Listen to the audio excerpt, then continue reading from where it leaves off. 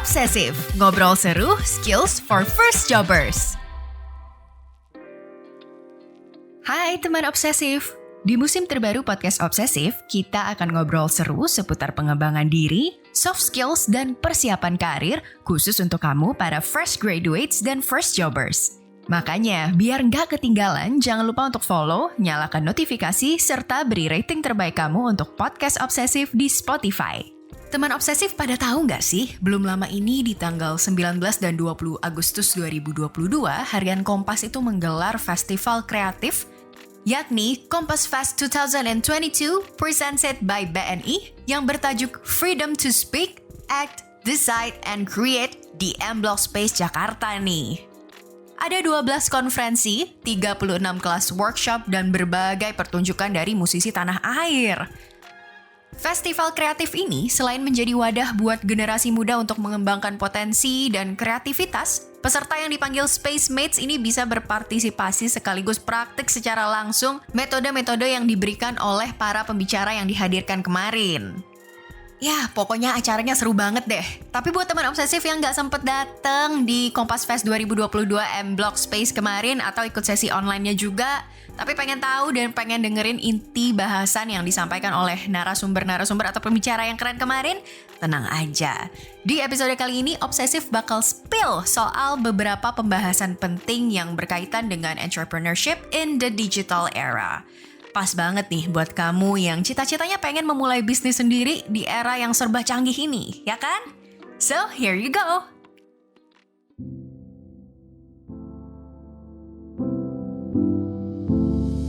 Nah, teman obsesif, ada nggak sih dari kalian yang baru mulai kerja tapi ngerasa capek banget dan nggak cocok dengan sistem kerja yang 9 to 5?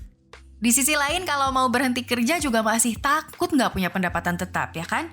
Ya, makin jauh deh nanti dari goals untuk dapat 100 juta pertama di usia 20-an dan pensiun dini di usia 30-an. Tapi, kata Dani Rahmat, personal finance enthusiast yang jadi salah satu pembicara di Kompas Fest 2022 kemarin, kita bisa kok retire early but still wealthy. Tapi bukan judi atau pinjol ya. Salah satunya adalah dengan membangun bisnis sampingan menggunakan pendapatan dari pekerjaan utama sebagai modal. Tapi supaya cepat berhasil, hemat adalah kunci utama dalam proses ini. Hidup hemat. Kenapa kok harus hidup hemat? Karena syarat utamanya nih untuk bisa mencapai financial independence retire early. Pertama kan yang pasti, pertama sudah punya penghasilan gitu kan. Karena retire early ini yang pasti ya retire dari pekerjaan yang menghasilkan income kita. Nah, dari yang punya penghasilan ini, syarat utamanya adalah memiliki cash flow yang positif. Cash flow yang positif artinya apapun yang kita hasilkan, berapapun yang kita hasilkan, yang kita bawa pulang setiap bulan, harus memiliki sisa. Penghasilan kita harus lebih besar daripada pengeluaran kita. Gitu kan. Sayangnya nih, banyak space-mates yang masih muda merasakan kok susah gitu. Kok susah untuk bisa punya positif cash flow. Kok susah untuk bisa punya income yang lebih besar daripada pengeluaran. Rasanya udah hemat, tapi pengeluaranku ini kok banyak banget gitu. Penghasilan 10 juta, pengeluaran ternyata 14 juta gitu. Nah, bagaimana caranya? Nah, satu cara yang paling gampang dilakukan adalah hidup hemat. Karena hemat ini ada di kontrol kita, ada di kendali kita. Yang paling awal harus dilakukan adalah mencatat setiap pengeluaran yang Spacemate lakukan setiap bulan. Tapi emang sih yang paling bikin pusing saat membuat bisnis itu adalah modal. Bingung banget mau cari kemana. Di sisi lain juga income utama masih kecil. Side income juga belum ada ya kan? Kadang sebagai manusia kita juga masih terpengaruh dengan gaya hidup masa kini yang salah satunya itu adalah impulsive buying alias dorongan untuk melakukan pembelian tanpa perencanaan, terburu-buru, tanpa pertimbangan akan konsekuensinya di kemudian hari, belanja terus gitu kan, yang ujung-ujungnya bikin kita nggak bisa nabung atau berinvestasi. Kalau udah kayak gitu bisnis akhirnya terbengkalai atau bahkan nggak bisa dimulai sama sekali ya kan? Tapi, teman obsesif, pernah nggak sih dengar istilah frugal living? Yap, frugal living alias hidup cermat untuk mencapai bebas finansial bisa banget bantu kamu untuk saving more money. Ini nih, ada Samuel Ray, a frugal living practitioner, melalui kelas online di Kompas Fest 2022 Day 2 berbagi tipsnya. Frugal living itu adalah kita punya budgeting, sehingga kita punya pos keuangan yang jelas untuk setiap hal yang kita prioritaskan. Yang poin kedua, kita hidup dengan fokus yang jelas. Jadi, ketika kita frugal living, kita sadar bahwa, oh ya, waktu saya terbatas, uang saya terbatas, jadi saya fokus dulu, sekarang saya mau apa? Memang sengaja menunda hal-hal yang kita belum bisa fokus gitu. Poin ketiga, uang sebagai kendaraan menuju kemerdekaan finansial. Lalu berdamai dengan kebutuhan kita apa adanya. Apapun yang kita hadapi di depan mata, kita bersyukur dengan hidup kita sekarang. Dan yang terakhir itu berbelanja dengan kesadaran penuh bahwa barang atau pengalaman yang kita beli mendatangkan kebahagiaan bagi kita. Jawabannya ada di tangan teman-teman masing-masing.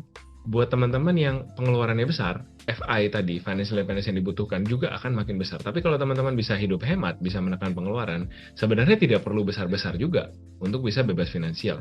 Buat seseorang yang 20 juta per bulan, dia hanya butuh 6 miliar untuk bisa bebas finansial. Tapi kalau pengeluarannya sampai 50 juta, 100 juta sebulan, ya tentu berkali-kali lipat, bisa 12 miliar, bisa 20 miliar. Makin kamu hidup besar gitu ya, living large kalau bahasa Inggris, the more money you need to sustain your lifestyle. Tapi kalau kamu bisa keep it ya sederhana gitu ya, hidup sederhana, lebih cepat sebenarnya kamu bisa keluar dari roda hamster ini gitu, roda hamster 9 to 5. Nah, kalau finansial udah aman, udah tahu nih triknya, jangan lupa juga untuk memperluas relasi kamu. Networking ini selain bisa membantu teman obsesif untuk memperluas hubungan guna meningkatkan ketertarikan terhadap kamu sendiri dan bisnis yang kamu jalankan, dari proses networking ini juga kita bisa belajar mengenai leadership alias kepemimpinan. Seperti yang dikatakan oleh Pak Erick Thohir, Menteri Badan Usaha milik Negara Republik Indonesia dalam sesi Leadership Build Back Better yang satu ini. Tadi network. Ya, ini kadang-kadang kita juga lupa. Karena kita udah di atas, lupa sama yang di bawah. Sama teman lama aja udah malas negor. Nggak level, gitu kan. Jangan. Karena kenapa? Dengan kalian networking, ya, ataupun sama sesama lah ya, kalian banyak mendapat masukan yang positif, bahkan negatif. Itu yang kita harus berani introspeksi diri kita. Jangan kita berpuas diri karena posisi kita. Karena kita udah punya ini, punya itu, punya teman-teman yang masuknya baik, ya, tersinggung. Lu udah ngerti apa yang diomongin. Selain networking dan menambah ilmu mengenai leadership tadi, kreativitas dalam penggunaan teknologi juga diperlukan loh, teman obsesif. Ini seperti apa yang dibilang Pak Ganjar Pranowo dalam conference Will, Wit, and Wisdom Lessons for the Future bersama dua gubernur lainnya yakni Pak Anies Baswedan dan Pak Ridwan Kamil. Harus terampil, kamu harus punya skill soal itu. Maka kemudian banyak yang orang bisa memanfaatkan untuk hal yang positif. Sekali lagi, untuk hal yang positif. Tapi yang negatif bisa-bisa, tinggal kamu pilih aja. Ghazali Everyday itu coba, apa idenya? Hanya karena kreatif saja, hanya karena inovatif aja dia. Sebagai mahasiswa yang kuliah IT. Kemudian dia tampilkan fotonya tiap hari, kurang lebih dari 2017 kalau tidak salah sampai 2019. Dan dia masukkan ke NTF, terus kemudian dia dapat duit. Gimana ya cara bisnisnya itu? Masuk ke OpenSea, ke marketplace itu, dan kemudian dapat duit. Dan semua orang meniru-niru. Ya karena dia kemudian bisa take a lead, dan kemudian dia memanfaatkan teknologi itu. Tapi sebenarnya artificial intelligence, bagaimana kemudian data science yang bisa dikumpulkan, itu kalau bisa dianalisis, juga orang bisa melihat trennya. Finansial aman, leadership juga aman, networking juga udah dibahas tadi. Saatnya kamu untuk bisa produktif ya teman obsesif. Jangan lupain tuh pesan dari bapak-bapak gubernur tadi. Kalau kita sekarang harus berani memulai dan harus bisa memanfaatkan teknologi dengan lebih kreatif. Sama nih seperti pesan dari Sub Project Manager BNI Expora, Pak Trivino, yang mengajak anak muda untuk memanfaatkan teknologi dalam dunia digital agar bisa produktif dan go global. Teman-teman sekarang ini para mahasiswa harus bisa tahu ya, banyak hal-hal yang bisa membuat teman-teman menjadi minimal pengusaha pemula. Teman-teman harus punya jalurnya. Dengan teman-teman produktif di masa muda, tentu ekonomi kita akan bangkit. Satu lagi teman-teman, kita kenapa? Tadi saya go produktif ya, sekarang go digital. Jadi teman-teman harus bisa manfaatkan digitalisasi sekarang untuk bisa berproduksi. Teman-teman mahasiswa mulai googling apa sih materi-materi atau bahan-bahan yang bisa menjadi saya berproduksi. Wow, banyak banget kan pelajaran yang bisa kita dapatkan untuk menjadi entrepreneur pemula dari kelas online dan conference di Kompas Fest 2022 ini. Tapi itu baru sedikit cuplikan dari sekian banyak pembicara inspiratif kemarin. Di episode selanjutnya, kita akan ada wrap up lainnya buat kamu yang tertarik berkarir menjadi seorang content creator di dunia digital nih. Penasaran kan? Makanya tungguin ya. Sampai jumpa di episode berikutnya ya teman obsesif. Episode ini dipersembahkan oleh Kompas Fest 2022, presented by BNI, hosted by Harian Kompas, co-hosted by Ide Laju, sponsored by Bank Negara Indonesia, co-sponsored by Astra International, Perusahaan Listrik Negara, Altea Care, dan Tiket.com.